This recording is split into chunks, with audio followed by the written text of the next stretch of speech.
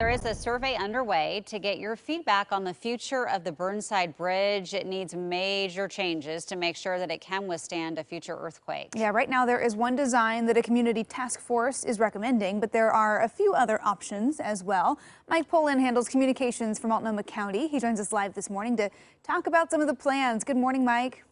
Good morning. Thanks for having me on. Absolutely. Thank you for joining us. Let's give everybody a little refresher just first off, if people maybe aren't familiar. You know, Portland, Bridge City, has a lot of bridges, but why is it so important that the Burnside Bridge needs some of these changes?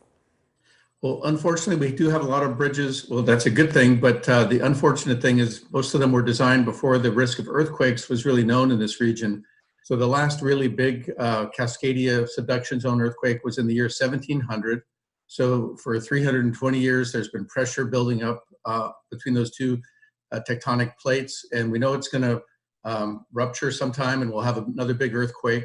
And the risk of earthquakes in Portland wasn't really known until about maybe 30 years ago, and our bridges are older than that. So the county has the Burnside Bridge, which is on a regional lifeline route. It's the only one of our bridges that's on one of those routes.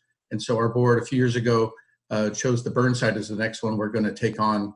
And we've got a pretty cool solution that we're seeking public input on, and that's what we wanted to explain to you all today. Yeah. What is the current favorite option? Well, they call it the long span, and the idea is that the real risky part of the geology around the Burnside Bridge is close to the river bank, and especially on the east side, it's about 3 blocks wide between the river and about 2nd Avenue, where there's a lot of silty soils, and in a big earthquake, that's going to turn to slush and cause the bridge to collapse if we don't do something now. So this long span kind of vaults over that unstable soil and has fewer columns underneath the bridge.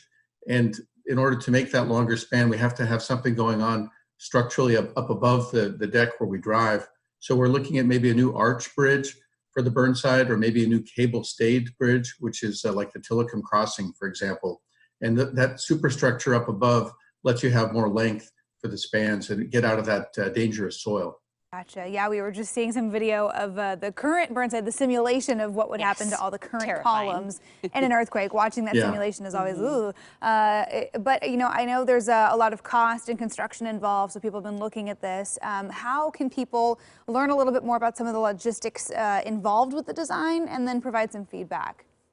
Yeah, we've got a survey, and if you go to burnsidebridge.org, you can get to our survey. Just in 1 week, we've had 1,400 people take the survey. Our community task force made this recommendation for the long span in late June, and we took a while to create some videos to explain it to the public. So we've got some short videos to explain it, and then we want to hear what people think. So if you go to burnsidebridge.org, you can learn about this option. Also, 3 other options we studied, including fixing the old bridge.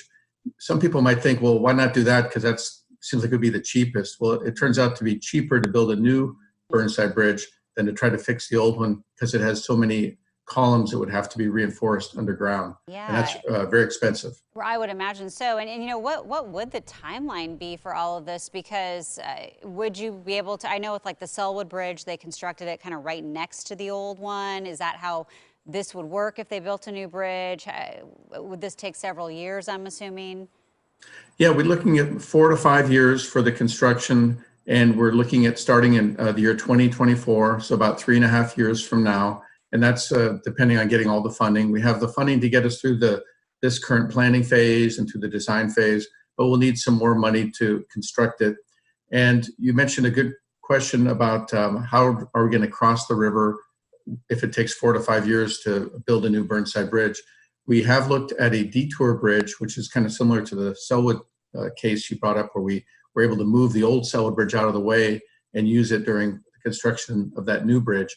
But in the case of Burnside, it would have to be a movable drawbridge, and the price tag for a temporary bridge turned out to be $90 million.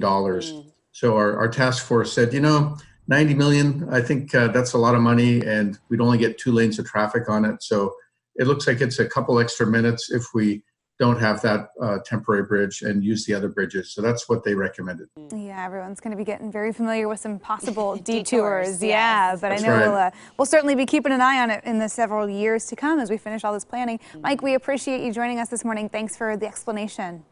Yes, thanks for helping us tell our story. Appreciate it. Absolutely, yeah. And if people want to learn more, we got a link to that Burnside Bridge survey, and you can check out all the plans at coin.com.